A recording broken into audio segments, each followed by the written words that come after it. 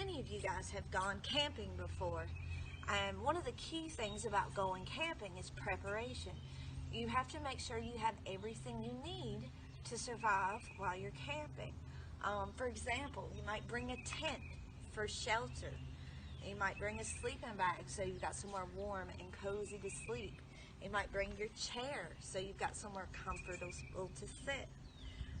Your backpack might have a spare set of clothes to change into, some warm socks, maybe a sweater in case it gets cold. If you were going to eat while you were camping, you might bring a fishing rod so that you're able to go fishing and catch your food, right? Once you catch the fish, the next thing is going to be, how do you cook the fish? And one way that you might do that is you might have brought a hatchet with you so you can chop your firewood or your kindling to get your fire started. When you go to look for the firewood, you might take a walking stick with you so that you're able to check the ground before you go walking. You might even use it to scare off another animal. So there's all kinds of things when you have the time to prepare that you might bring with you if you go camping.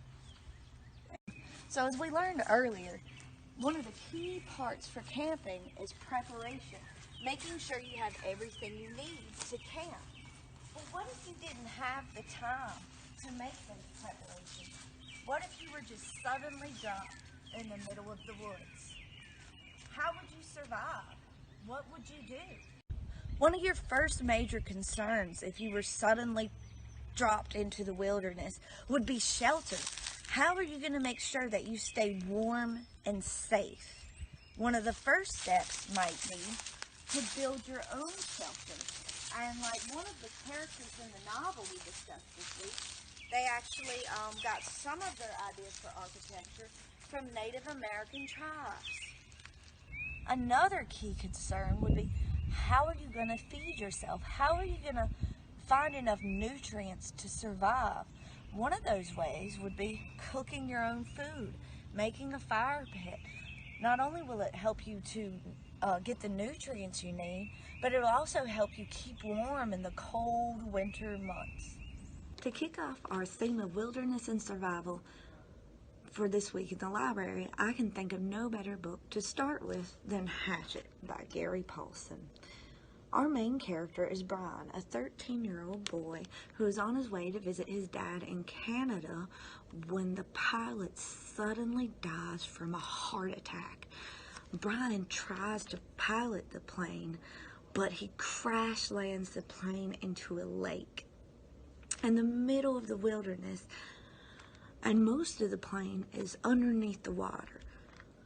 Brian is all alone in the woods. He has nothing with him but a hatchet, and slowly over the next few weeks, Brian becomes a master woodsman, and he gains the skills he needs to survive, like how to make a shelter. He makes a bow and arrow and a spear so he can hunt and fish for food. He also learns how to make a fire so he can keep warm and so he can cook his dinner. Right when Brian finally starts doing well and getting better at surviving, suddenly he hears all the wind pick up. Brian realizes it's a tornado.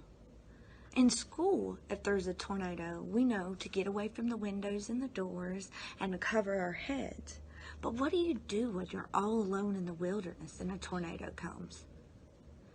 If you want to find out what Brian does, if he survives, if he gets back with his dad, check out Hatchet by Gary Paulsen at our library.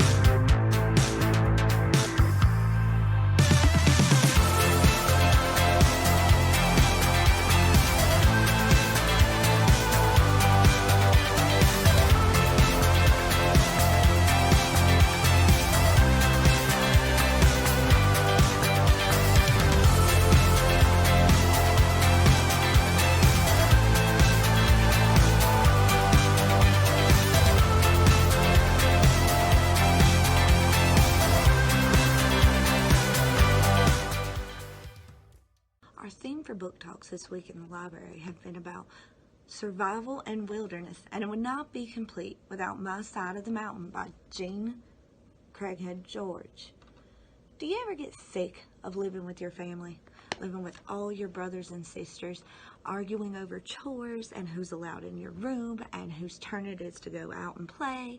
Well, Sam Ghibley, the main character in My Side of the Mountain, got sick of living with his family. He decided he would rather live all alone in the wilderness than live with his family. Sam knew he wasn't quite prepared, so he started... So he went to the library and started researching the skills he would need to survive. He made a home out of a hollowed out tree using the techniques like Native Americans did.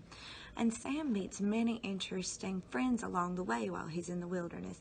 He meets the frightful Baron and Jesse Coon James, who is quite the character.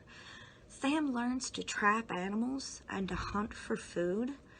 He learns how to make a fire to stay warm and to cook.